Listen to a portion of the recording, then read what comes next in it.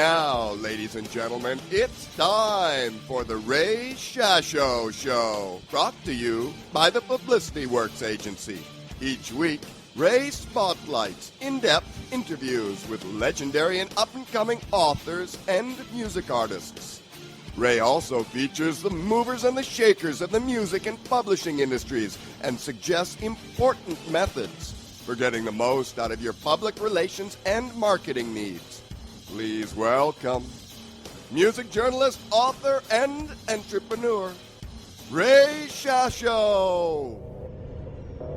Hello once again, everyone. I'm Ray Shasho. Welcome to the show where we interview legendary and up-and-coming music artists and authors, brought to you by the Publicity Works Agency. Call us today at 941-877-1552 or email us at publicityworksagency.com. Remember, we shine only when we make you shine. Ivan Browne, Bill Bartlett, Nave, Steve Walmsley, and Bill Albuagh made its debut in 1967 with Turn Around and Take a Look. Its rudimentary style was then replaced by the measured approach of aspiring songwriter production team Paul Leka and Shelly Pinz. Together they created a distinctive lemon piper sound, a sparkling mélange of sweeping strings and percussive vibraslaps, exemplified on the group's million-seller hit, Green Tambourine. The intended album contains several songs, Rice is Nice, Shoeshine Boy, which were recorded in a similar style, but the set also contained the startling Through With You, an extended tour de force for Bartlett's rampaging guitar work, and a surprise for those anticipating easy-on-the-ear fare. Subsequent recordings failed to match their early success, and although a second album, Jungle Marmalade, offered several inventive moments, the Lemon Pipers were tarred as a bubblegum attraction on the strength of that first hit. The group broke up in 1969, although Bartlett later found success as a member of Ram Jam, predominantly known for their hit single Black Betty in 1977. Ivan and his wife, Isa, started traveling together in 1973. They performed in Rhode Island, Hawaii, Alaska, and New Hampshire, where they were married and started the Ivan and Isa band in October of 1975. Their musical travels continued to Florida and Ohio.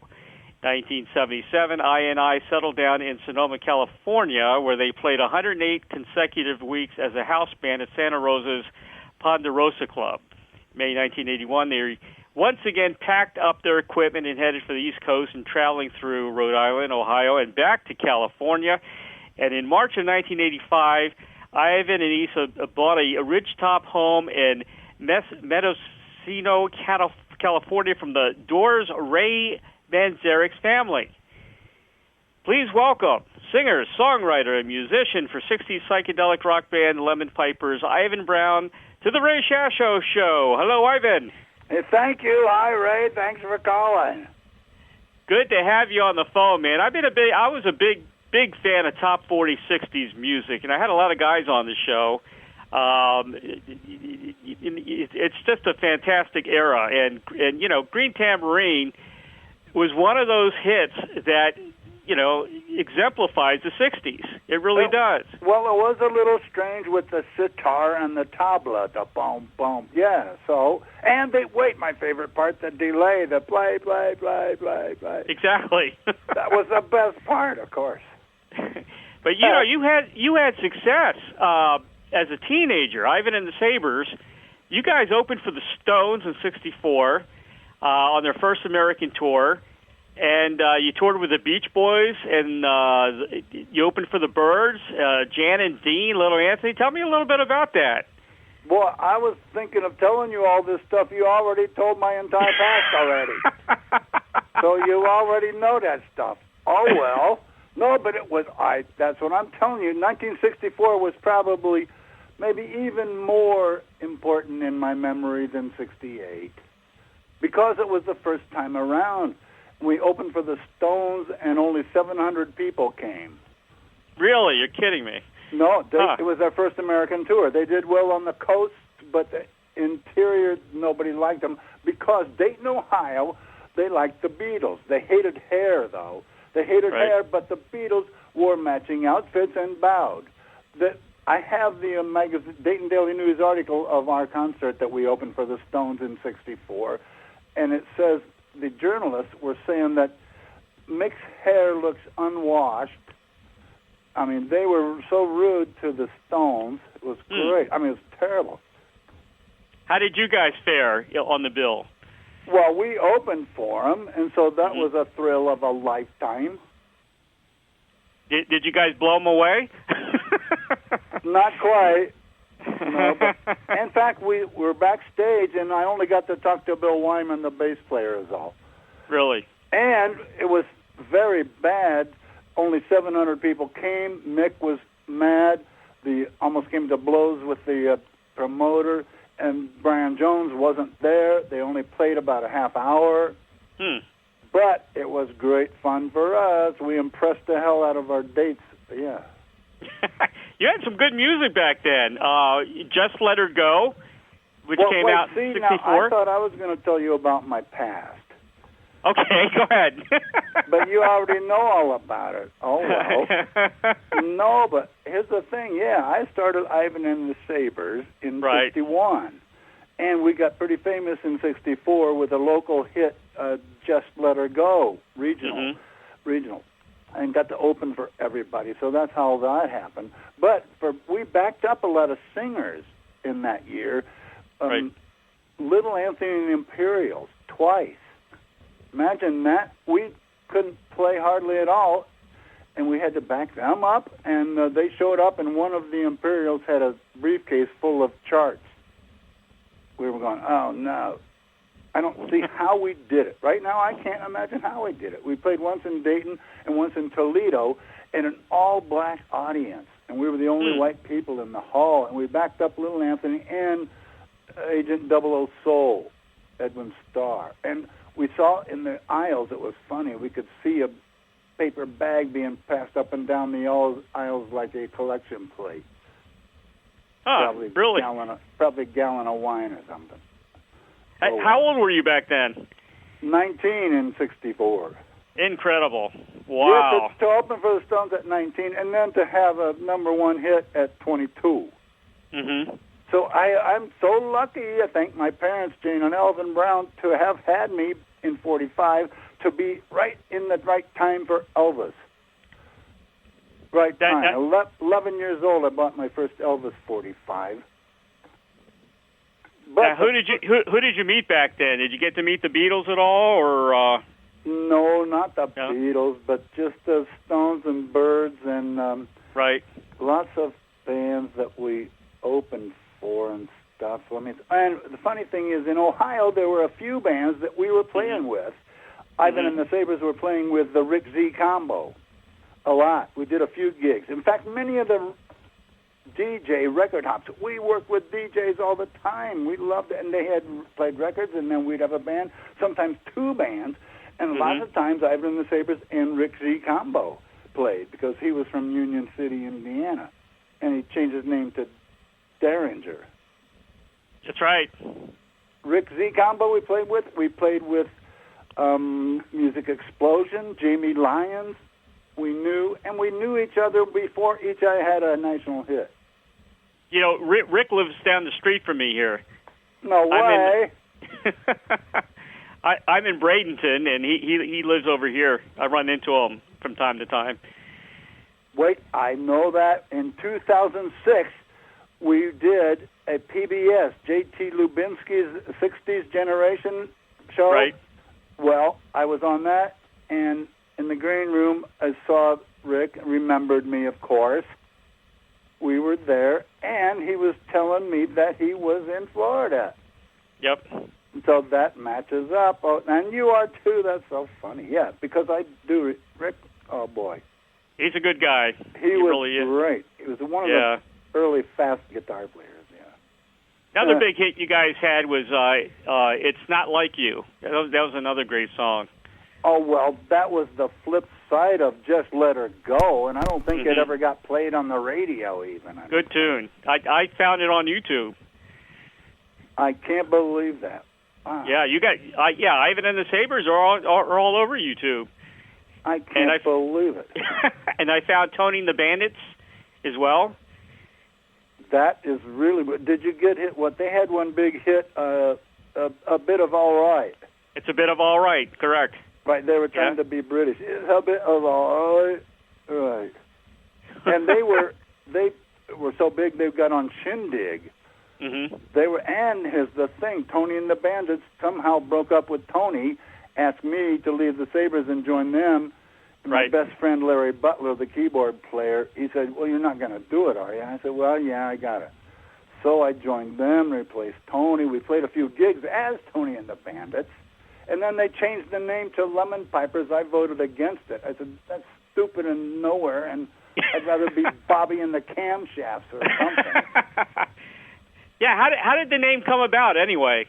The drummer Bill Albuagh and Ted Hunt, some fast-talking agent or something. I don't know, but I couldn't stop it. Yeah.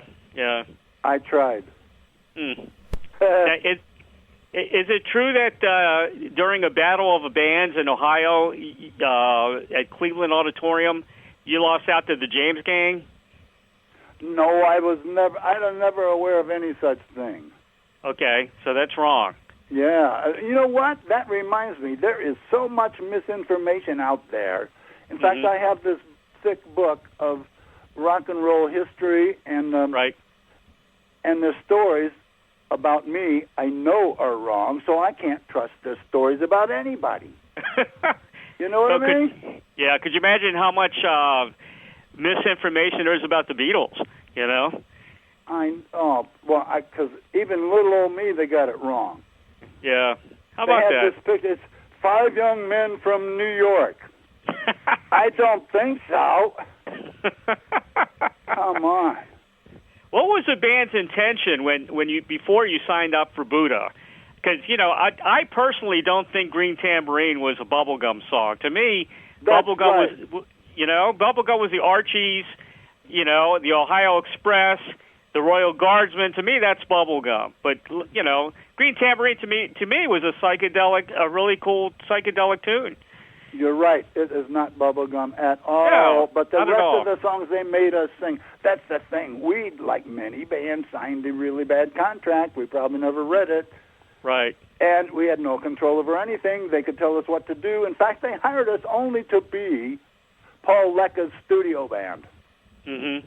They never put any of our songs out as a single. And we had made 2 albums. Half albums was Leka's songs, half were our songs.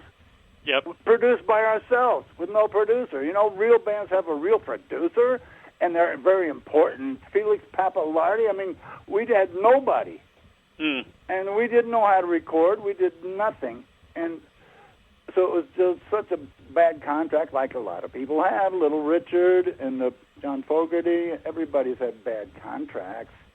But anyway, it was really a bad scene, and our booking agent didn't like us because we were just hippies that stood there jamming, and you have no act. Action Talents lady, Betty Sperber, was complaining to us about not having an act. And they're right, we didn't have any act. We were hippies just standing around jamming. Oh, well. But it's a shame, as you guys did make some pretty good music. Hey, wait a minute. You already got the gist of my story that I always say is the dichotomy of we were a heavy hippie band. That's right. You're a good band. In Dayton. First long hairs. In fact, I was couldn't get in a bar because of my long hair. And in one bar I was in, he said, "Here's a free beer, and it's your last one. You got to go." Because the shorter people have fights with long hair people. That's so crazy. I actually got to see a little discrimination. It was pretty weird. Yeah. Well, I had long hair back in high school, down to my shoulders, I guess. Great. Yeah. Hey, if you didn't have long hair, you weren't cool. Well, yeah, but the earliest ones, boy, wasn't good. Dayton didn't like it. Oh, I remember that we did play with the Beach Boys in a couple of cities, and with the Shangri-Las, and there was one in Detroit maybe that we had. The tour had the entire hotel level, the whole floor, And down the hall was the Beach Boys were in one room, Shangri-La's in another room, and there's a big party room that we were all at. And I remember sitting on a couch next to the Shangri-La's lead singer. My God, what was her name? She was so perfect. And she tried on my sunglasses that changed to dark. Boy, That's pretty cool. That's pretty cool. I had those sunglasses today. Yeah. Did you mingle with anybody back in the day? Was there anybody you guys kind of hung out with? Well, let me see. Actually, in 2006, when I did that PBS show, right, we all stayed in a hotel, and then they limit us down to the venue, and we were standing waiting for the limo to come back to take us back to the hotel, and Gene Cornish of the Rascals was standing there, so we talked to Gene Cornish for a while. That was fun, and I remembered he played a Barney Kessel guitar, and he said, "Yeah, you're right." And then in the hotel, in the lobby, was some ancient cars. It was beautiful, and Dennis of the Buckinghams was hanging out. Oh, yeah. Yep. He was very nice, yeah. Yeah. Huh. And the best thing was Monster Mash. Oh, yeah. Bobby Boris Pickett was there. Bobby Boris Pickett, yeah. And I have a picture of him with me. And he died 2 years after that video. Yeah. You guys could have gone far, though, man. I mean, it's such a shame. I listen to a lot of your music. Shoeshine Boy, to me, was very Beatles-ish, in my opinion. It was a great track. You did a track called I Was Not Born to Follow with the Carole King tune. I like that one. That was great. You guys wrote some good stuff, man. Yeah, but here's the thing. I was so embarrassed about the worst ones. It was traumatic for me.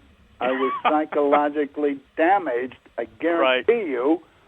It was so bad that I quit the Lemon Pipers and went back to college. I didn't read much more, and I graduated. As soon as classes ended, I moved to San Francisco. And I formed a band and didn't tell them my past for 6 months. I was so embarrassed. It was terrible. I mean, I'm sorry to the people that like that stuff, actually. Right. But I get emails of somebody, we liked that, and we played it at our wedding. And it was killing me. It was terrible. It was the worst thing. See, it was great to be number one, oop-de-doo, but Green Tambourine is totally different than those other ones. In fact, my second best song of Green Tambourine was Jolly Jungle. Check it out. Yep. In fact, please don't play anything else but Green Tambourine and Jolly Jungle, or Not Born to Follow, or Aren't Through With You. You know that Through With You, listen to that, that's who we were. We were not those songs. We were Through With You. Yeah. You had happened to a lot of groups, I guess. I had Ed King on the show from the Strawberry Alarm Clock back in your time. That was another, that was all part of that era as well. He did well. He went on with Leonard Skinner. That's great. In fact, I think years ago somebody from them emailed me for some reason. That's great. Yeah. But, and then what are we up to? When I moved to San Francisco, one reason was in Ohio, no band, I have to get a job, have to cut my hair. I heard the Supreme Court decided post office could not deny hair. I moved to San Francisco, got a day job, a mailman, and kept my hair. Oh, you cut your hair finally, huh? No, I kept my hair. Oh, you kept your hair, okay. I moved to San Francisco so I wouldn't have to cut it. And I got a day job and formed a band. And I was so sick of the crap I was recording, we formed a band, the Rockabilly Rhythm Boys. Right. We were hard country. Oh, well. And then I was a mailman, and on my mail route was Isa. And she was at the end of my route and had an apartment with a swimming pool. And so I would park my Jeep there and go swimming for a couple hours and then go clock out. And we took off together. And that's how I met Isa. And then in 75, we started the Ivan and Isa Band. And I wish I could give you some of our songs. We have 6 originals, and her I'm Different is a really great song. She'd be up and coming with it. I'm Different. Wait till you hear it. It's a great song. it's good for every disaster. It's like Right. It's a great one. Oh well. Hey, okay. So this is great. Are we up to? I told you about Ray Manzarek. Right? Yep. You bought the family's house, right? From his cousin's Okay. aunt. In fact, we have a framed, handwritten note from him on the wall. It says, "To Ivan and Issa, thanks for helping my cousin Francine. Hope you like this album. Ray Manzarek, The Doors." Mm-hmm. He didn't need to put parentheses and underline The Doors. I think Ray Manzarek, I think I might have known it was probably The Doors. And then P.S., keep your green tambourine popping. Yeah, he was a great keyboard player. And, well, here's the thing. There's no date on it, but we could date it by the date of that album, Carmina Burana. Right.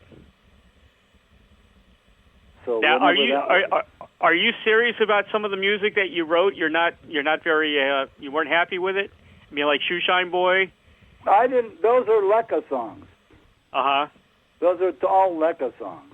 Right. How about you did a blues song. Was it hardcore? What about that one? Well, those are ours. You can tell which ones are. But I actually talk about Shoeshine Boy and Lonely Atmosphere I like.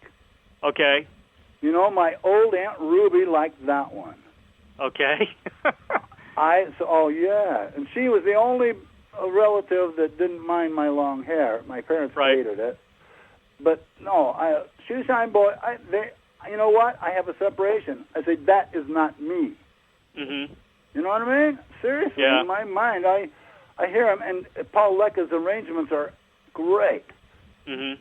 And they're great. I just don't want it to be me. Right. In my mind, it's not me. Well, let's talk about Green Tambourine. How did that all play out? How did you pick I guess they picked the song for you? Yeah, they picked everything for us, and they brought it to us, and we said, sure, we'll do it. Right. Yeah, and so we recorded it in Cleveland. Okay. Cleveland recording, and probably 67, towards the end of 67. And so that was it. And then we did an album. Yeah, I just wish they could have played through with you on the air. Well, I'm back to Green Tambourine. Right. So that's what we did. Yeah. Well, it was a great song. It's one of those songs that you'll never forget. You know, it'll live on forever. Well, it's rather hippie-ish. Yeah, I love it. I always did. I don't mind it. But I'd like. Mm-hmm. Did I tell you about Jelly Jungle? Yeah, another great song. Yeah. Listen to it. It was passed off as a nice little, happy little bubblegum thing, but listen to the lyrics. It's parental guidance. Really? I mean, it's subtle. Whose idea was it to incorporate the sitar in the music? Because that was a long time ago. That was like right after the Beatles, I guess, right? Yeah, it was. It must have been Bartlett. I'll bet Bill Bartlett wanted to do that. Yeah. I bet. And I have one, of course. I bought a little electric one that I played in 2008. We had a big reunion. The first time we played together in 40 years was 2008 in Cincinnati, where they had all the bands that used to play together in Cincinnati in 68 played, like the Sacred Mushroom. Right. They were a great band. Larry Goshorn's band. He went on to do Amy, What You Wanna Do, I think. Mm-hmm. So anyway, he was there, and that was a great 40th anniversary. And then we just played last August 12th in Covington, Kentucky, a similar assembly of 60s Cincinnati bands. Mm-hmm. So Lemon Pipers have played twice since 68. Now didn't you play a Vox Phantom guitar during that? You must have seen that recent one, right? I did see that, yeah. You know, I don't do computers, so I don't see anything. I don't know what's going on. That's a cool guitar, man. They loaned it to me for the gig. Uh-huh. they loaned it to me. It was a great one because other gigs I shipped mine back east, but this time I said, "No, give me one." And that was beautiful. I love that. You know what? Back in the day, I had a Rickenbacker 12-string blonde like Jim McGuinn, and Bartlett played a Phantom 12. Imagine 2 12-strings together. Wow. And he was such a great guitar player, and Bob Nave was a great Hammond organ player. Wow. They were great. I didn't have to do anything. Did Bill ask you to maybe join Ram Jam at the time, or what was going on there? Oh, hell no. I was long gone. You're gone. You're in Frisco? He doesn't need me. I left. I quit the band in September and left the next August for Frisco. Yeah, and it's so beautiful up here where we live. We're in wine country, but I don't drink wine. But we got wine country and medicinal marijuana and everything. So, medicinal marijuana. It's not completely legal yet. Oh, I think so, probably. Oh well. It will. I guess it will be. We're still waiting for everything to get approved here in Florida. We'll get the medical marijuana that's been approved. So we're waiting for everything else. It's it should be legal everywhere. I don't know what the big hassle has been all these years. I really don't. Well, I don't know if we can be political like this, but anyway, we're doing good out here. It's great. Great to talk to somebody that knows and cares about everything. Well, you got not just rock and roll, you got everything. That's great. I saw the Mike Douglas show appearance you guys did. I remember Sebastian Cabot was on the show. You guys did Green Tambourine. I think you did Rice is Nice as well. You remember that? That was the most embarrassing point in my life. I should have gone Kurt Cobain. I'm not kidding. That's what do you think? I didn't tell anybody who I was for years. That was a weird show. That is why. Yeah, it's yeah. Great. But if you noticed, I was putting him on. Yeah, yep. I was on top of it. In the interview, I was saying, "Oh no, we're still in college. We bring our books in our limo." Yeah, I heard that. And he believed it. Yeah. So at least I was cheeky enough. And they were promised to punch a button and have my play. They didn't. They made me sing live. Why couldn't we lip sync like every other show? See, that was so embarrassing. We played Dick Clark interviewed me. I've never seen that one yet. But lip sync. Oh, we love lip sync. It's so easy. Yeah, it is easy. Yep. But to force me to sing live on the worst song in my life that I would hate anybody that sang it. Yeah. You sang live a lot of times on a lot of shows, as a matter of fact. I noticed.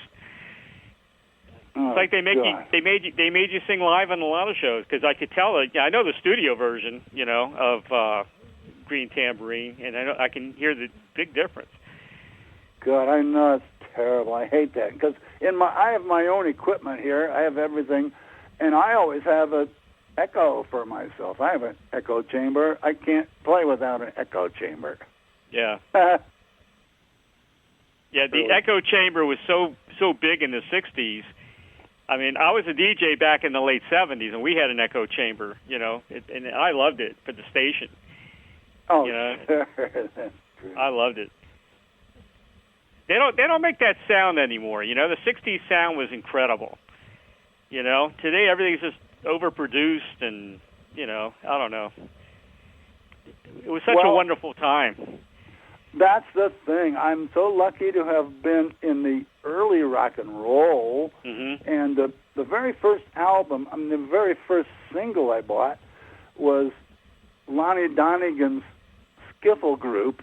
Oh, yeah. Does your chewing gum lose your flavor on the bedpost overnight? And then the second record I bought was Elvis' Heartbreak Hotel. Boy, the first record on RCA Victor.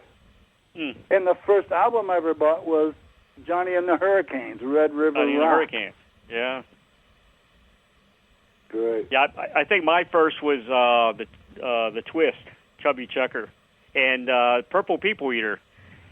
Well, that one, are you kidding? And Witch Doctor, I liked all of them. Yeah. And you know who I really loved was Buchanan and Goodman. Buchanan and Goodman, yep. I checked with my local outlet, and nobody makes it anymore. I have a jukebox full of 45s. Wow, that is cool. Yeah, all the old stuff, man. It's. Hey, well, let me send you one. Okay. Yeah, I don't have green some. I don't have green tambourine in there. Well, I'll send you one. All right, I appreciate that. That'd be great. Sure. Do I have your mailing address somewhere, maybe? I'll email it to you. Okay, that's good. Oh no, I got it. And how about if I send you our music too? I cannot find you and Issa's music on YouTube because I was going to talk about. I don't think it's there. It's not. Yeah. Try our website, ivanandisa.com might have it. Right. Maybe, but I'll send you a copy of our 6 songs. Oh yeah, I'd love to hear it. And how's Issa doing? Oh, she's doing great. She's working a day job. Mm-hmm. She's been at this receptionist at a veterinarian for 14 years. Oh wow, cool. She's Good still job. working, and we're still playing. And we got to record her songs too. She plays the Stratocaster. Oh, does she? Oh awesome. yeah, she wangs the twang bar really hard. Yeah. Cool. It's great. Yeah, so you'll have to hear us someday. Definitely. Are you guys gonna, come out with anything new here? Well, actually, I've just recently recorded 4 new songs by myself. Okay. So I have 4 originals, and I got to record some more. That's my main mission right now. Except up on our hill, we just cut down about 7 big trees because we had the big fire up here in Northern California. And That's it came right. close, and we had to evacuate for 3 days. So we cut down all these trees around us so we'll be safer. And we got a better view anyway. How close did the fire get to your house? Oh, about a mile. Holy cow! But wow. So there's nothing you can do, right? I know, it's scary. Yeah, but now that with these trees are gone, if Right. another fire comes, we're going to stay here and spray on it and not evacuate. Stay Wow. and spray, I hope, next time. But I hope there won't be one. This is great. So say hi to Rick Derringer if you want. I sure will. Tell him, Rick Z, Ivan, that is so funny that you would be there. That's great. Yeah, he still dresses really nifty. He's a very dapper guy the way he dresses and everything. Oh, that's so funny. I knew that he said he was in Florida. Yep. I got a question for you. Didn't you work with Evan Johnson and the H-Bombs? I don't think so. I think you did. You remember a song called "The Boogie Disease"? No. With Evan Johns? No. I did see on YouTube with Evan Johns, who passed away, but it was a good blues group from D.C. Actually, he was born and raised in Virginia, but it can't be me. Yeah, there's another Ivan out there, Ivan Browne. With an E on the end of Browne? Yeah. No way. I'll send you the link. How's that? Well, when did this happen? It's been a while. He's passed away, and but you were on stage. It looked like you were jamming out with him, playing some blues. That's pretty weird because we played behind Jan and Dean once, Ivan and the Sabres. We backed Jan and Dean up and played all their songs. And then the next week they were at a different place, the Sourceville Amusement Park, and we, the band, went to watch them. So we were in the audience waiting for Jan and Dean to come on. And there was a delay, and we went back and see what's the delay. And they said, the band that was supposed to back them up can't back them up. They said the sheet music blew out the window or something, and they can't back them up. So we, the Sabres, jumped out of the audience and backed up Jan and Dean. That's funny. The sheet music blew away. I mean, really. That's funny. And after it, Dean pulled out a wad of bills from his jeans and offered us some money. I said, "Oh no, this was cool. You don't have to pay us." That was dumb. Yeah, I know. That was stupid. Come on. I've done a lot of that, a lot of freebies. But we were so blown out by doing it, right? Yeah. You guys, were you guys invited to Woodstock at all? Oh, hell no. No? No, we were nothing. But well, it was I think great. you should have been. I don't know. I mean, I talked to Melanie. You know, Melanie's a friend, Melanie Safka, and she was very, very new when she got to Woodstock. Not too many people knew her. So I think you guys probably would have had a decent name. So, yeah. Oh, and anyway, what was the name of the girl that did What the World Needs Now?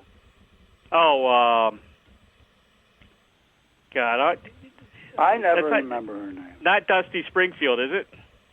No, not Petula I think Clark. it's the other one. Not Petula Clark? No. No. No.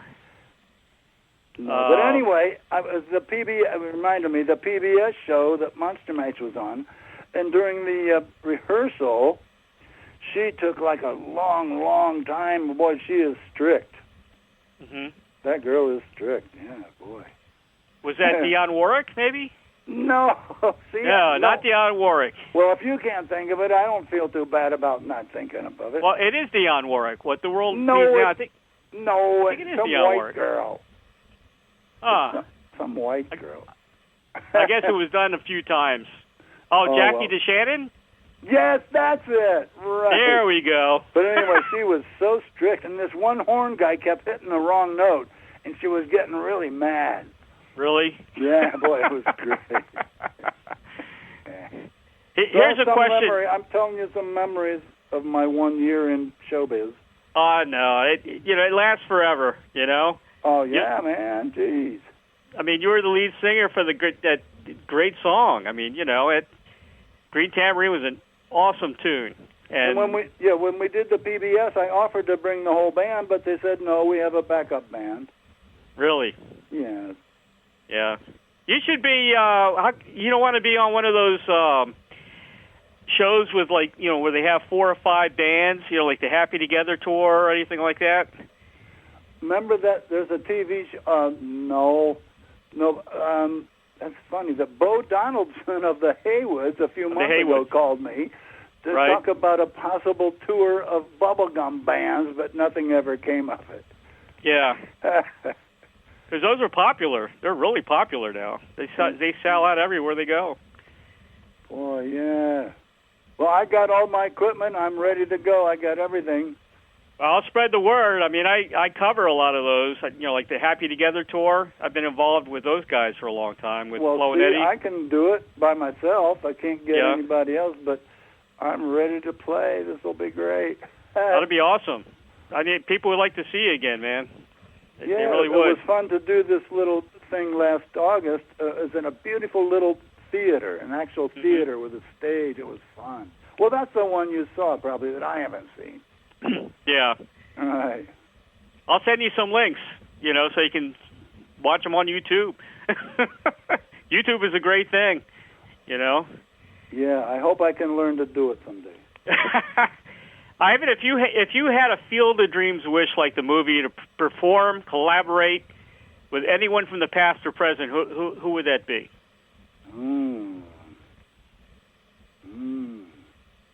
I don't know. My favorite singers are like Ray Charles. Right. That's my favorite singer. Ray Charles. And my first idol was Johnny Ray. Before Elvis. Yeah. Oh, yeah. Before Elvis was Johnny Ray, because he was almost getting wild, because I had not seen Cab Calloway. Mm-hmm. And so I thought this white guy was all wild, but if I had seen Cab Calloway, I wouldn't have been so impressed. Yeah, Johnny Ray was pretty big. Oh, yeah, and he was kind of wild. Yeah, it's great. Yeah. Well, it's my early influences, anyway. Those are your early influences. Yeah. Did you like R&B? Did the R&B sound? Oh, yeah, we did. In fact, Ivan and the Sabres had a great drummer, Freddie Myers, who sang James Brown. sang James Brown songs. Great. In fact, I would have to go play drums so Freddie could go out and sing James Brown. We'd please, please, please, please. We did all of the James Brown, man. We did, yeah. Maybe that's why those black audience liked us. Yeah. I bet, because we were doing James Brown. And Freddie Myers, he quit the Sabres in '68 and moved to France for some reason and met Brigitte Bardot, and she hooked him up with a couple of British producers. And so my Freddie Myers has been in France for 50 years, and he had a string of hits, a whole stack of singles. He's like the Engelbert Humperdinck of Paris. My Freddie Myers, and he's a great drummer, and he had a wooden leg always because of a club foot. So he had this wooden leg, and we used to make fun of it, use it on the road. Like he would, in the parking lot, he would close the door on his ankle and bang it real hard and yell, and people would go, ah! And he would pull it off, slightly off, and hang it out the window. Freddie Myers. Freddie Myers, huh? Yeah, look him up. In fact, when he moved to Paris, he had to become Freddie Myers. Is he still in Paris? No, he had moved to Normandy. Uh-huh. But he used to play gigs at Disneyland Paris. He used to do. Interesting. And he was your drummer? Yeah, Freddie Myers. Wow. Google him. In fact, YouTube him. There are concerts of him singing James Brown. Huh. My Freddie Myers. You know, I really miss that. The great R&B artists. I can't think of anybody that nobody can match up to what we had in Motown in the '60s, and it's so different nowadays. Yeah. It's a shame. Yeah, let me see.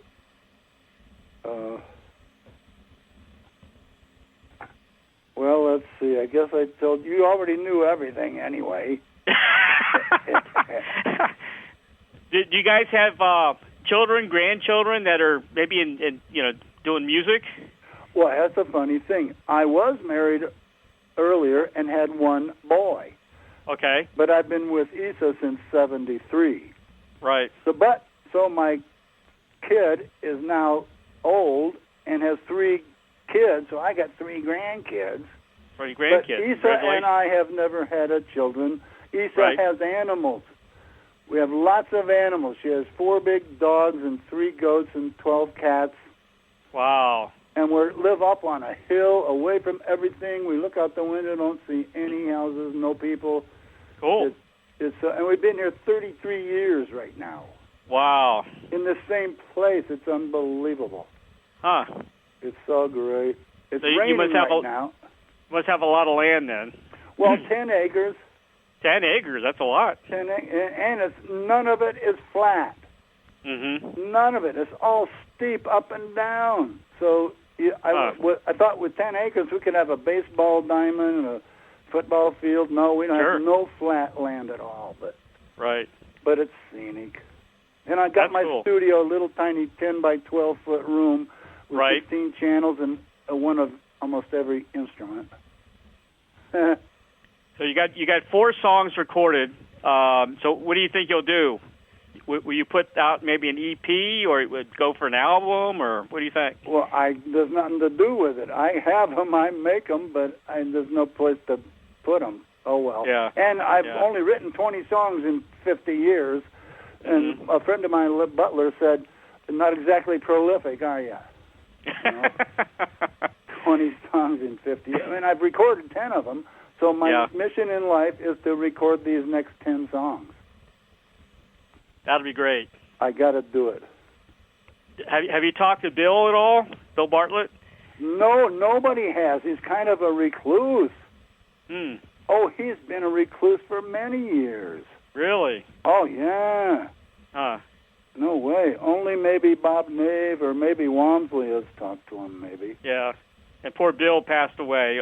Bill Albuagh. Yeah, Bill Albuagh, yeah. That was a long time ago. Yeah. Huh. Well, what else would you like to promote? Is there any? You got some music in the works. We hope you make an album out of it, and we can promote the hell out of it when it's done. Anything else going on? Well, I'm going to send you anything I have, and if you can get me on a tour, would be cool. Yeah, I mean, I know a lot of people. I can't leave for very long because Issa. Right. But in California, if there was something close in California, that'd be cool. Yeah. It'd be easy because I wouldn't need a band. Well, there's so many guys like you that would love to get together and tour a little bit. That's funny. A lot of guys from the Ray, 60s. This has been great. I can't believe it. It's been awesome, man. Well, yeah, it's been awesome. I hope you have enough stuff to edit down to something good. I got plenty. I'll bet. I'll email you, let you know when this will officially broadcast, and it's going to be on 5 different music sites. You'll be on YouTube and iTunes as well. I do a great job of promoting everybody. So that's great. Hey, wait a minute. Are you going to play tunes interspersed with this? Am I going to do what? Play any songs interspersed with this, or is it just one long talk? When I publish this, I also publish this on 5 sites. It'll also be, believe it or not, in Belgium. I got a friend in Belgium that he's got a big music site out there, and he puts my show on there. But I always include music with all the sites that I publish. So yeah, I'll be putting, besides Lemon Piper's music, if you can send me some of your music with Issa, I'll definitely put it on there. But I was wondering, is it going to be interjected into the talk? Oh, into the radio? Yeah. We could add a song. Some interviews, they talk a while and then play a song and talk a while and play a song. Well, we like to talk a lot. Okay, well, that's fine, sure. Yeah. I'd rather hear all about your story than, because people can always hear the music. But if you'd like us to include something in that, I can. No, you can wait till I send you our stuff. Okay, good. Because I want to play all the new stuff. And we'll definitely follow up when you get all your songs together, and I'll help you promote that as well. That'll be great, Ray. Thanks a lot, man. So we'll stay in touch, man. I appreciate it. Appreciate you being on the show. Thank you. Thank you very much. And my best to Issa. Thank you, Ivan. Take care.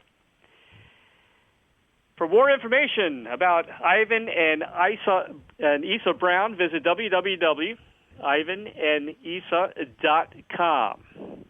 Very special thanks to Issa Browne. She's the one responsible for arranging this great interview with Ivan Browne. And, of course, the dynamic duo of Doug and Don Newsom of BBS Radio for making the magic happen for each and every broadcast of The Ray Shasho Show. If you have comments or suggestions for the show, contact me at therayshashoshow@gmail.com. Don't forget to purchase a copy of my book entitled Check the G's, The True Story of an Eclectic Family and Their Wacky Family Business, or the second edition, Wacky Shenanigans on F Street. Proud to be politically incorrect in Washington, D.C. Available now at Amazon.com. You'll live it. And have a great week, everybody. Thank you, everybody, for listening to The Ray Shasho Show, brought to you by the Publicity Works Agency. Call 941-877-1552 or visit us at publicityworksagency.com, specializing in author and music artist publicity plans. We shine when we make you shine. Join Ray Shasho every Monday at 3 p.m. Pacific, 6 p.m. Eastern on PBS Radio, Station 1.